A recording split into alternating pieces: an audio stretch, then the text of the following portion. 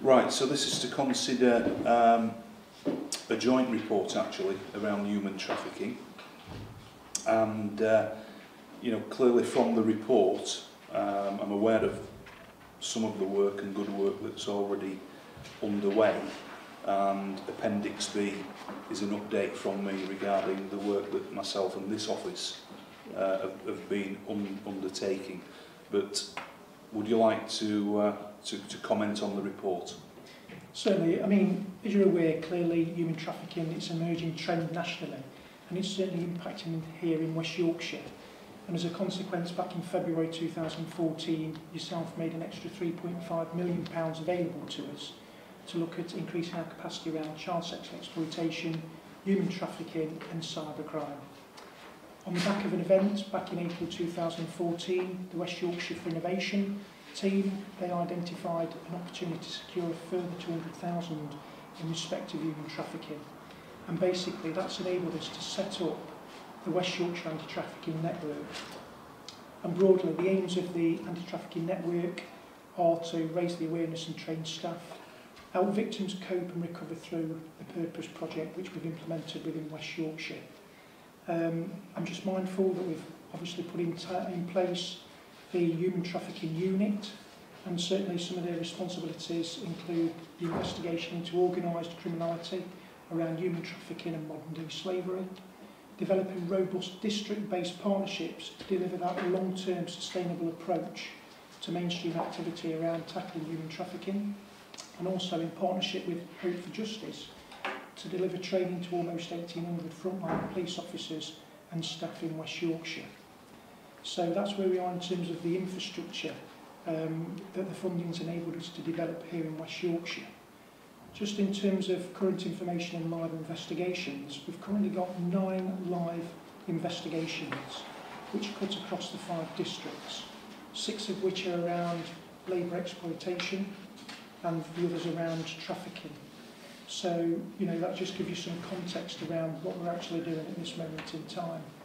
There's other investigations around sexual exploitation and obviously exploitation through the commission of crime as well. Just some context around what we've been able to do between the 1st of January and the 30th of June this year.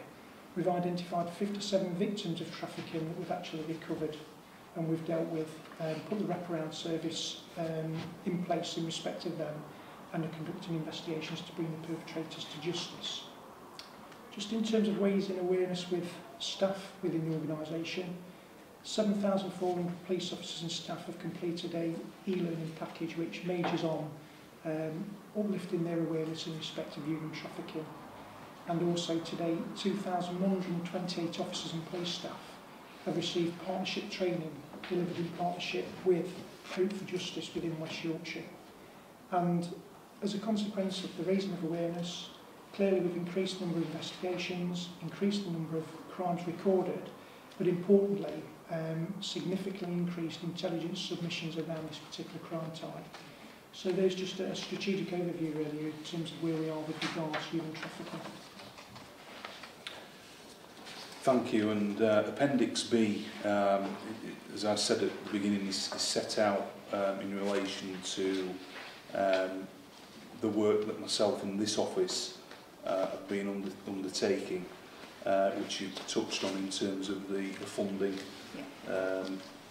and some of the more detailed numbers that you just set out.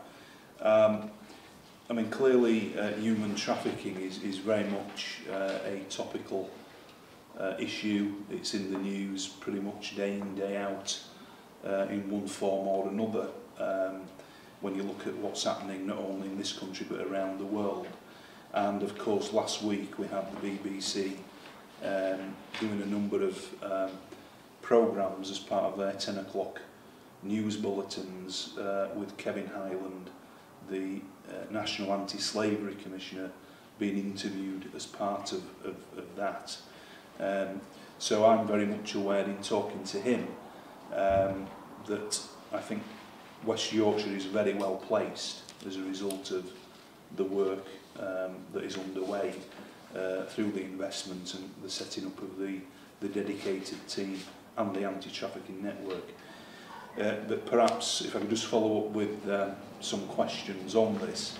So you've talked about there the training of frontline staff, and in that sense, do you feel satisfied that the training has increased the awareness in spotting the signs of human trafficking within our communities? Indeed, and I think that's reflected in the number of referrals that we make to the national referral mechanism, which has increased by 300%, and we submit the largest submission outside the Metropolitan Police area nationally.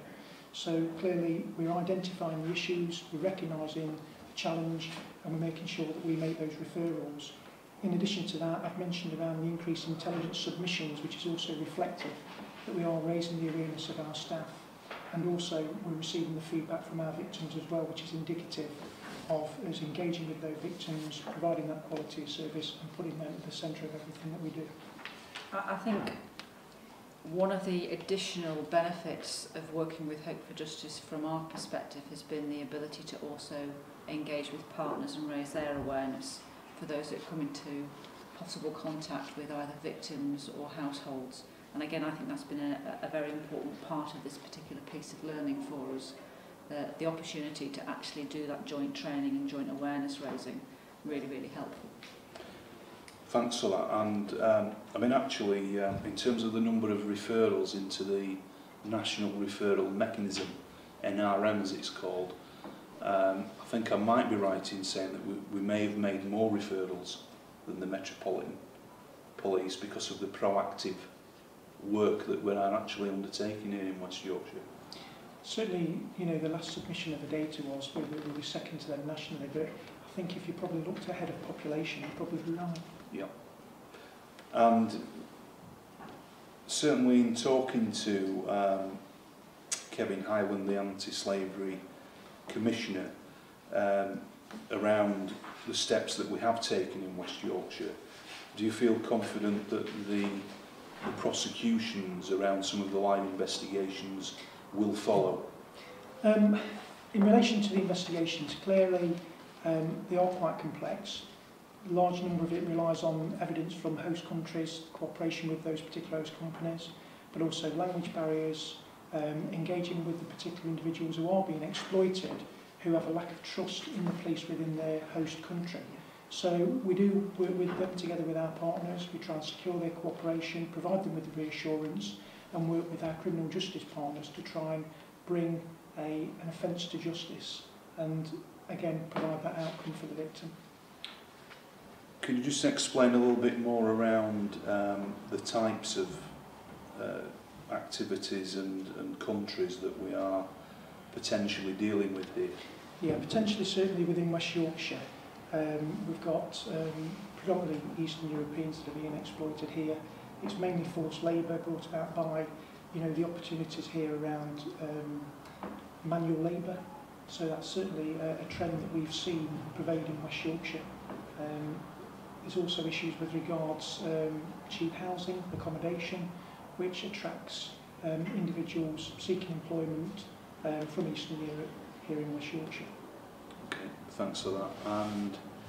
And actually, just to let you know that this week, working with Phil, who's leading on this from within my office, we are putting together a draft proposal with Kevin Hyland to establish a national anti-trafficking network with other police and crime commissioners and the National Police Council lead, Sean Sawyer, working with other agencies, and a proposal will be going out very shortly, because I did a joint presentation with Kevin at the last Association of Police and Crime Commissioners meeting that received support from the commissioners at that meeting. So I'm pleased to report that as a positive step forward, and certainly putting West Yorkshire at the forefront of the proactivity around this particular crime, and as we know, it is an awful